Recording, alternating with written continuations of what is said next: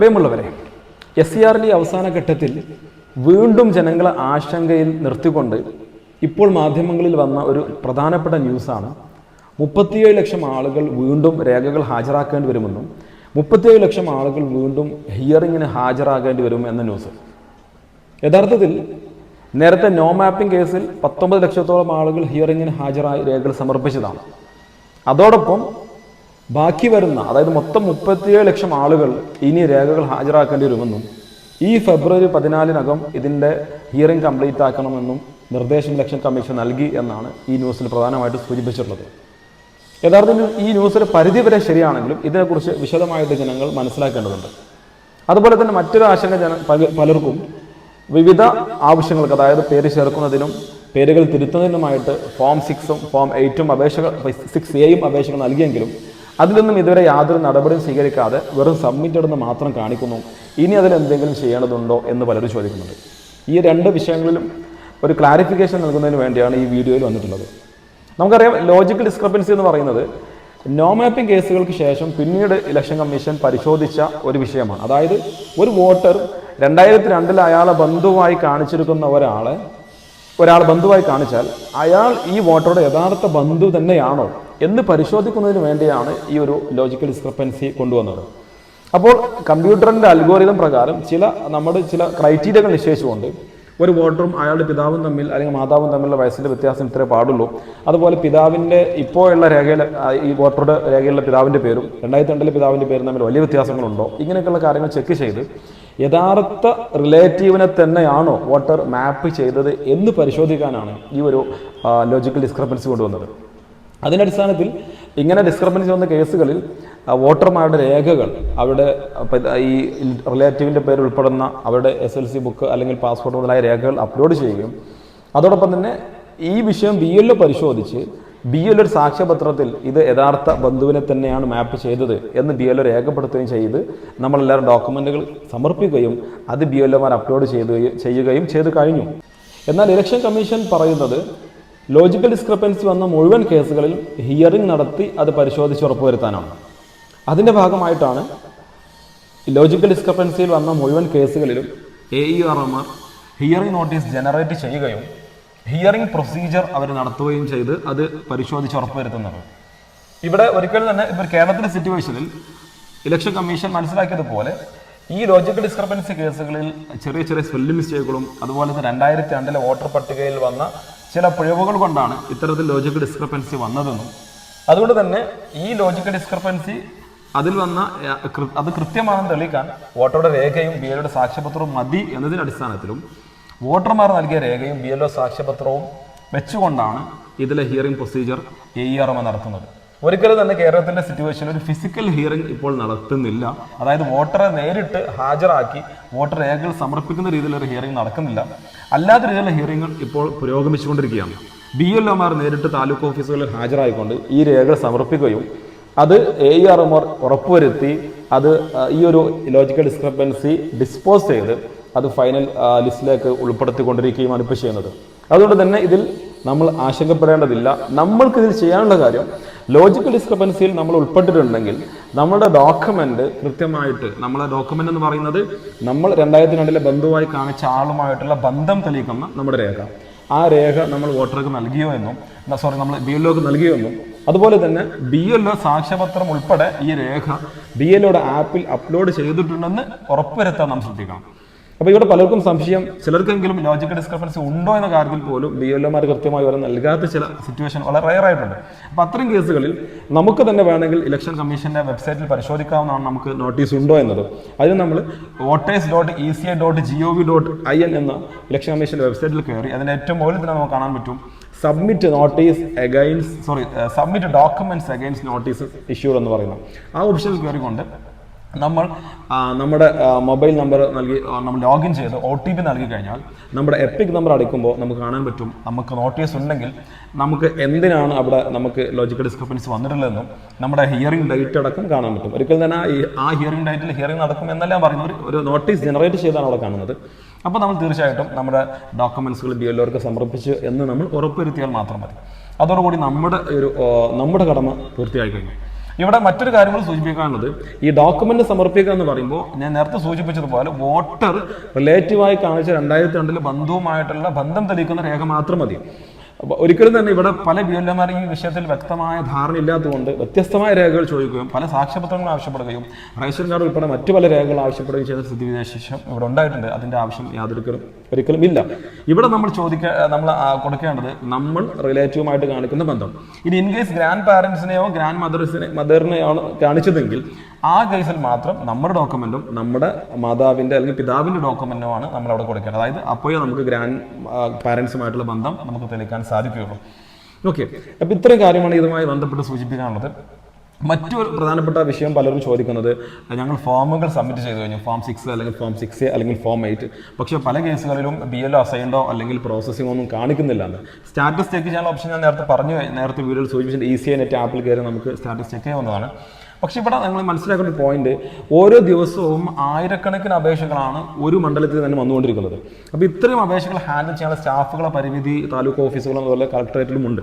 അപ്പോൾ അതുകൊണ്ട് തന്നെ ഈ വരുന്ന അപേക്ഷകൾ അവർ നോക്കിക്കൊണ്ട് അവർ BLOമാർക്ക് ട്രാൻസ്ഫർ ചെയ്തുകൊണ്ടിരിക്കുന്നുണ്ട്. പക്ഷേ നമ്മളിപ്പോൾ ലേറ്റസ്റ്റ് ആയി കൊടുത്ത അപേക്ഷകളൊന്നും തന്നെ ഒരു പക്ഷേ BLO അസൈൻഡ് കാണിക്കണമെന്നില്ല.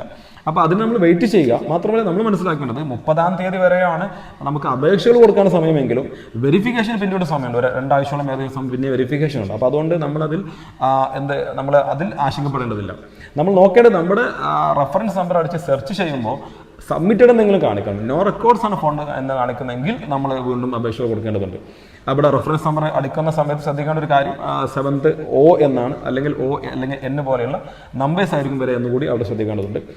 ദെൻ മറ്റൊരു കാര്യം പറയാൻ ഉദ്ദേശിക്കുന്നത്, നമ്മൾ BLO അസൈൻഡ് ആണ് കാണിച്ചതെങ്കിൽ നമ്മുടെ അപേക്ഷ BLOക്ക് പോയി എന്നർത്ഥം. അപ്പോൾ നമുക്ക് എന്ത് ചെയ്യാം, BLOമാരെ കോൺടാക്ട് ചെയ്യാം, ഇങ്ങനെ ഒരു അപേക്ഷ വന്നെന്ന് പറയാം. അവിടെ നമ്മൾ ശ്രദ്ധിക്കേണ്ടത് BLOമാർക്ക് ലോജിക്കൽ ഡിസ്ക്രിപ്പൻസിയുമായി ബന്ധപ്പെട്ട പല കാര്യങ്ങളും ചെയ്ത് തീർക്കാനുള്ളത് കൊണ്ട് തന്നെ അവർക്ക് ഒത്തിരി കാര്യങ്ങൾ ഇനി ചെയ്യാനുണ്ട്. അതുകൊണ്ട് പലരും ഫോമിലേക്ക് കടക്കുന്നേ ഉള്ളൂ, അവർക്ക് ഇനിയും സമയമുണ്ട്. അതുകൊണ്ട് നിരന്തരം വിളിച്ചുകൊണ്ട് BLOമാരെ ശല്യപ്പെടുന്ന ഒരു സ്ഥിതിവിശേഷം ഉണ്ടാവരുത് എന്ന് സൂചിപ്പിക്കുകയാണ്. പിന്നെ ഇവിടെ നമ്മൾ ശ്രദ്ധിക്കേണ്ടത് ഒരു പ്രധാനപ്പെട്ട കാര്യം, പ്രവാസികളെ സംബന്ധിച്ചിടത്തോളം പലർക്കും ഫോം 6A നൽകി കഴിഞ്ഞു. പക്ഷേ ഈ ഫോം 6Aയും അതുപോലെ തന്നെ ഫോം 8ലുള്ള ഷിഫ്റ്റിംഗ് ഓഫ് റെസിഡൻസ് നമ്മൾ കൊടുക്കുമ്പോൾ ഏത് ബൂത്തിലേക്കാണ് നമ്മൾ പോകേണ്ടതെന്ന് കാണിക്കാനുള്ള ഓപ്ഷൻ ഇലക്ഷൻ കമ്മീഷന്റെ വെബ്സൈറ്റിൽ ഇല്ല. അതുകൊണ്ട് തന്നെ അതിൽ അഡ്രസ്സ് നോക്കിയാണ് AER അല്ലെങ്കിൽ ER സ്റ്റാഫുകൾ അത് ഏത് ബൂത്തിലേക്കാണെന്ന് തീരുമാനിക്കുന്നത്. അല്ലെങ്കിൽ അതിലുള്ള കോൺടാക്ട് നമ്പർ വിളിച്ചുറപ്പുവരുത്തിയാണ് അവർ ബൂത്തുകൾ തീരുമാനിക്കുന്നത്. അപ്പോൾ ഇവിടെ പലപ്പോഴും ഫോം 6A മാറിയൊക്കെ ചില ബൂത്തിലേക്ക് പോകാൻ സാധ്യതയുണ്ട്. അപ്പോൾ BLO അസൈൻഡ് ആണ് നിങ്ങളുടെ സ്റ്റാറ്റസ് കാണിക്കുന്നതെങ്കിൽ നിങ്ങൾക്ക് ഏത് ബൂത്തിലേക്ക് പോയി എന്നറിയാൻ ഓപ്ഷൻ ഉണ്ട്. നിങ്ങൾ ഉടനെ ചെയ്യേണ്ടത് ECI നെറ്റ് ആപ്പിൽ കയറിയിട്ട് അതിൽ നമുക്ക് book A call with BLO എന്ന് പറഞ്ഞൊരു ഓപ്ഷൻ കാണാൻ പറ്റും. അവിടെ നമ്മൾ ക്ലിക്ക് ചെയ്ത് അത് നമ്മുടെ എപ്പിക് നമ്പറിന് പകരം റെഫറൻസ് നമ്പർ സെലക്ട് ചെയ്ത് നമ്മുടെ ഇപ്പോഴത്തെ റെഫറൻസ് നമ്പർ നമ്മൾ കൊടുത്തു കഴിഞ്ഞാൽ, നമ്മൾ അത് ഓക്കെ അടിച്ചു കഴിഞ്ഞാൽ അത് അടുത്തൊരു വിൻഡോയിലേക്ക് പോയും നമ്മൾ അപേക്ഷ ഏത് BLOയുടെ കയ്യിലാണുള്ളതെന്നും ഏത് ബൂത്തിലേക്കാണ് പോയതെന്നും കാണാൻ പറ്റും. അവിടെ നമ്മുടെ ബൂത്ത് മാറിയിട്ടുണ്ടെങ്കിൽ നമ്മൾ തീർച്ചയായിട്ടും ആ BLO കോൺടാക്ട് ചെയ്തുകൊണ്ട് അത് മാറിപ്പോയെന്ന് അവരോട് റിപ്പോർട്ട് ചെയ്യാൻ ആവശ്യപ്പെടും. BLOമാർക്ക് ഇത് താലൂക്കിലോ അല്ലെങ്കിൽ അവരുടെ കളക്ടറേറ്റിലെ ഇലക്ഷൻ വിഭാഗത്തിലോ അറിയിച്ചു കഴിഞ്ഞാൽ അത് ബൂത്ത് മാറ്റി കൊടുക്കാനുള്ള ഓപ്ഷൻ ഉണ്ട്. പക്ഷേ ആ ഒരു വിൻഡോ നമ്മൾ സെർച്ച് ചെയ്യുമ്പോൾ നമുക്കൊരു BLOയുടെ നമ്പർ അവിടെ കിട്ടില്ല. അവിടെ BLOയുടെ പേരും ബൂത്ത് നമ്പറാണ് കിട്ടുന്നത്. BLOയുടെ നമ്പർ നമുക്ക് കിട്ടണമെങ്കിൽ നമുക്ക് ECI നെറ്റ് ആപ്പിൽ തന്നെ കോൾ വിത്ത് ഇലക്ഷൻ ഒഫീഷ്യൽസ് എന്ന് പറയുന്ന ഒരു ഓപ്ഷൻ ഉണ്ട്. നമ്മൾ കണക്ട് വിത്ത് ഇലക്ഷൻ ഒഫീഷ്യൽസ് എന്ന് പറയുന്ന ഓപ്ഷൻ ഉണ്ട്. അതിൽ നമ്മൾ ക്ലിക്ക് ചെയ്ത് കഴിഞ്ഞാൽ നമ്മുടെ റെഫറൻസ് നമ്പർ വീണ്ടും അവിടെ കൊടുത്തു കഴിഞ്ഞാൽ നമുക്ക് നോ യുവർ BLO അതുപോലെ നോ യുവർ ERO നമ്മുടെ എല്ലാ സ്റ്റാഫിനെയും നമ്മുടെ എല്ലാ ഒഫീഷ്യൽസിനും നമുക്ക് കാണാൻ പറ്റും. അവരുടെ പേരും ഡീറ്റെയിൽ നമ്പറും ഇവിടെ ഉണ്ടായിരിക്കും. അതിൽ നമുക്ക് നമ്പർ എടുത്ത് അവരെ കോൺടാക്ട് ചെയ്യാൻ പറ്റും. അപ്പോൾ ഇതാണ് ഇതുമായി ബന്ധപ്പെട്ട ഒരു അപ്ഡേറ്റ് എന്ന് പറയുന്നത്. ഫോം 6A ചെയ്തവർക്ക് ഇതൊരു ഉപകാരപ്രദമായിരുന്നു. കാരണം അവർക്ക് പലപ്പോഴും അവരുടെ ബൂത്ത് കറക്റ്റ് കിട്ടാത്തത് കൊണ്ടും അതുപോലെ തന്നെ അവർക്ക് അവരുടെ അപേക്ഷയിൽ ഫോൺ നമ്പർ കൊടുത്തിട്ടില്ലെങ്കിൽ ഈ ഒരു ഓപ്ഷൻ കിട്ടും.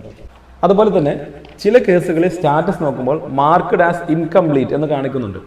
അത് നമ്മൾ ശ്രദ്ധിക്കേണ്ട ഒന്നാണ്. കാരണം അങ്ങനെ കാണിക്കുന്നെങ്കിൽ ആ അപേക്ഷ പൂർണ്ണമല്ലാത്തത് കൊണ്ട്, നമ്മൾ വളരെ അത്യാവശ്യമായ ചില കാര്യങ്ങൾ അപേക്ഷയിൽ ഇല്ലാത്തത് കൊണ്ടോ അല്ലെങ്കിൽ ബൂത്ത് ലൊക്കേറ്റ് ചെയ്യാൻ പറ്റാത്തത് കൊണ്ടാണ് അത്തരത്തിൽ മാർക്ക്ഡ് ആസ് ഇൻകംപ്ലീറ്റ് കാണിക്കുന്നത്. അങ്ങനെയുള്ള തീർച്ചയായിട്ടും ER ഓഫീസിൽ കോൺടാക്ട് ചെയ്ത് അത് കറക്റ്റ് ബൂത്തിലേക്ക് കൊടുക്കാനുള്ള അല്ലെങ്കിൽ അത് കറക്റ്റ് ചെയ്യാനുള്ള ശ്രമം നടത്തേണ്ടതാണ്. മറ്റൊരു കാര്യം എന്ന് പറയുന്നത് ഫോം 8ലൂടെ നമുക്ക് ഷിഫ്റ്റിംഗ് ഓഫ് റെസിഡൻസ് ഇപ്പോൾ നടത്താൻ പറ്റും. അതായത് ബൂത്ത് മാറാൻ പറ്റും. ഈ ഒരു കാര്യം ചെയ്യുമ്പോഴും ഈ പറഞ്ഞ പോലെ ബൂത്ത് കറക്റ്റ് കൊടുക്കാൻ പറ്റാത്ത ഒരു പ്രശ്നമുണ്ട്. ഇത് ഏറ്റവും നല്ലത് എന്ന് വെച്ചാൽ ഏത് ബൂത്തിലേക്കാണ് മാറുന്നത് ആ BLOയുടെ ആപ്പ് വഴി ഫോം 8 ചെയ്യുകയാണെങ്കിൽ കറക്റ്റായിട്ട് ബൂത്തിൽ തന്നെ നമ്മൾ മാറുന്നൊരു അവസ്ഥയുണ്ടാകും. പിന്നെ പലരും ചോദിക്കുന്ന മറ്റൊരു കാര്യം, ഫോം 6 നമ്മൾ നൽകി, പക്ഷെ അത് നമ്മൾ ചെയ്തപ്പോൾ ചില തെറ്റുകൾ വന്നു, ചില സ്പെല്ലിംഗ് മിസ്റ്റേക്കുകൾ വന്നു, അല്ലെങ്കിൽ ചിലത് ആഡ് ചെയ്യാൻ വിട്ടുപോയി. അങ്ങനെയുള്ള കേസിൽ എന്ത് ചെയ്യുമെന്ന് ചോദിക്കുന്നുണ്ട്. അപ്പോൾ അത്തരം കേസുകളിൽ നമ്മൾ ചെയ്യേണ്ടത്, ഈ ഫോം എപ്പോഴാണ് BLOക്ക് അസൈൻ ചെയ്യുന്നത്, അങ്ങനെ BLOയുടെ വെരിഫിക്കേഷൻ വേണ്ടി കിട്ടിയാൽ ആ സമയത്ത് BLOയുടെ ഈ കാര്യം ഉണർത്തി BLOയുടെ ആപ്പിൽ തന്നെ BLOക്ക് ആ ഡാറ്റ എഡിറ്റ് ചെയ്യാൻ പറ്റും. അങ്ങനെ അത് എഡിറ്റ് ചെയ്ത് BLOയുടെ ആപ്പിൽ തന്നെ അത് അവർക്ക് പ്രോസസ് ചെയ്യാൻ പറ്റും. അതുപോലെ തന്നെ നമ്മൾ ഫോം 6 ചെയ്തു, പക്ഷെ നമ്മൾ സെലക്ട് ചെയ്തപ്പോൾ ബൂത്ത് മാറി, അതല്ലെങ്കിൽ നമ്മൾ അതിൽ കൊടുക്കേണ്ട റിലേറ്റീവ് ഉണ്ട്. നമ്മൾ ഫോം 6 കൊടുക്കുന്ന സമയത്ത് 2 റിലേറ്റീവിനെ ചോദിക്കും. ഒന്ന് നമ്മുടെ ഡിക്ലറേഷന് മുമ്പായിട്ട് നമ്മളുടെ റിലേറ്റീവിൻ്റെ പേരും എപ്പിക് നമ്പറും ചോദിക്കുന്നുണ്ട്. അത് നമ്മൾ ഏത് ബൂത്തിലേക്കാണോ നമ്മൾ ആഡ് ചെയ്യുന്നത് ആ ബൂത്ത് അറിയാൻ വേണ്ടിയാണ്. പലപ്പോഴും പലരും അത് വേറെ ബൂത്തിലുള്ള നമ്മുടെ റിലേറ്റീവിനെ കൊടുത്തു കഴിഞ്ഞാൽ ആ ബൂത്തിലേക്കാണ് പോകുക. അതുകൊണ്ട് നമ്മൾ ഏത് ബൂത്തിലാണോ താമസിക്കുന്നത് അവിടെയുള്ള നമ്മുടെ ഇനി ബൂത്തിലെ റിലേറ്റീവ് ആയിക്കോളന്നില്ല, നമ്മുടെ അയൽവാസികളെ നമുക്ക് അവിടെ കൊടുക്കാൻ പറ്റും. അപ്പോൾ അങ്ങനെ മാറിപ്പോയ കേസുകൾ ഉണ്ടെങ്കിലൊക്കെ അത് BLOമാർക്ക് അസൈൻഡ് ആണെങ്കിൽ ആ BLOമാരെ നേരത്തെ പറഞ്ഞ പോലെ കോൺടാക്ട് ചെയ്ത് അത് കറക്റ്റ് റിപ്പോർട്ട് ചെയ്യാൻ വേണ്ടി BLOമാരോട് ആവശ്യപ്പെടാവുന്നതാണ്. പിന്നെ പലരും ചോദിക്കുന്ന ഒരു ചോദ്യം, ഫോം 8 നമ്മൾ കറക്ഷൻ കൊടുത്തു, പക്ഷേ പിന്നെയാണ് അവർ ശ്രദ്ധിച്ചത് ഇനിയും കറക്ഷൻ കൊടുക്കാനുണ്ട്, ഉടനെ കറക്ഷൻ കൊടുക്കാൻ പറ്റുമോ? പറ്റില്ല. നമ്മൾ ഒരിക്കൽ കൊടുത്ത ഫോം 8 അത് അപ്രൂവലായി നമ്മുടെ ഡാറ്റാബേസ് അപ്ഡേറ്റ് ആയാൽ മാത്രമാണ് നമുക്ക് അടുത്ത ഫോം 8 നൽകാൻ പറ്റുകയുള്ളൂ. അപ്പോൾ അത് അപ്രൂവലിന് വേണ്ടി വെയിറ്റ് ചെയ്ത് പിന്നീട് ഫോം 8 കൊടുക്കാവുന്നതാണ്. അതുപോലെ തന്നെ പലരും ഇപ്പോഴും ഫേസ് ചെയ്യുന്ന ഒരു പ്രശ്നം ആധാർ ലിങ്കിങ്ങുമായുള്ള പ്രശ്നമാണ്. മൊബൈൽ നമ്പർ ആധാർ നമ്പറുമായി ലിങ്ക് ചെയ്യാത്തതോ അല്ലെങ്കിൽ പേരിൽ ആധാറിൽ ഡോട്ടുള്ള പ്രശ്നം ഉള്ളവരുണ്ട്. അപ്പോൾ അങ്ങനെയുള്ള ആളുകൾക്ക് ഞാൻ നേരത്തെ മുമ്പൊരു വീഡിയോയിൽ സൂചിപ്പിച്ചതുപോലെ BLO ആപ്പ് വഴി അവർക്ക് ഈ സൈനിങ് ഇല്ലാതെ തന്നെ ചെയ്യാൻ പറ്റും. അത് എങ്ങനെയാണ് ചെയ്യാന്നുള്ള വീഡിയോയുടെ ലിങ്ക് ഞാൻ ഡിസ്ക്രിപ്ഷനിൽ കൊടുക്കാം. അപ്പോൾ അത് വെച്ച് BLOമാരെ സമീപിച്ചുകൊണ്ട് അത് പ്രകാരം നമ്മൾ ആഡ് ചെയ്യാനും പറ്റും. അപ്പോൾ ഇനി കുറഞ്ഞ ദിവസങ്ങൾ മാത്രമേ നമുക്കുള്ളൂ. ഈ ദിവസങ്ങളിൽ കറക്റ്റ് നമ്മൾ ഫോം 6 കൊടുക്കാത്തതുടനെ ഫോം 6 കൊടുക്കുകയും ആവശ്യമായ മാറ്റത്തിരുത്തുകൾ വേണ്ട ആളുകൾ ഫോം 8 മാറ്റാൻ അപേക്ഷിക്കുകയും ചെയ്യാം.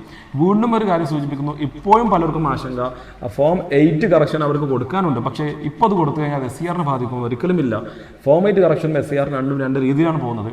ഫോം 8 കൊടുക്കാനുണ്ടെങ്കിൽ, അതായത് നിങ്ങളുടെ നിലവിലെ ഡാറ്റ, നിങ്ങളുടെ ഡീറ്റെയിൽസ്, നിങ്ങളുടെ സർട്ടിഫിക്കറ്റ് പോലെ അല്ല ഇപ്പോൾ ഉള്ളതെങ്കിൽ അത് തീർച്ചയായിട്ടും നിങ്ങൾ കറക്റ്റ് ചെയ്യണം. അങ്ങനെ നമ്മൾ ഇനി വരുന്ന ഫൈനൽ പട്ടിക കൃത്യമാക്കി വെച്ചാൽ ഭാവിയിൽ SCRകൾ നമുക്ക് വളരെ സുഗമമായി തന്നെ മുന്നോട്ട് പോകാൻ പറ്റും. നമുക്ക് മാത്രമല്ല, നമ്മുടെ റിലേറ്റീവായിട്ട് ഇനി വരുന്നവരുണ്ടല്ലോ അവർക്കും ഈ SCR പ്രക്രിയ വളരെ സിമ്പിളാകുമെന്നും കൂടി എല്ലാവരും ഓർക്കുക. Okay, thank you.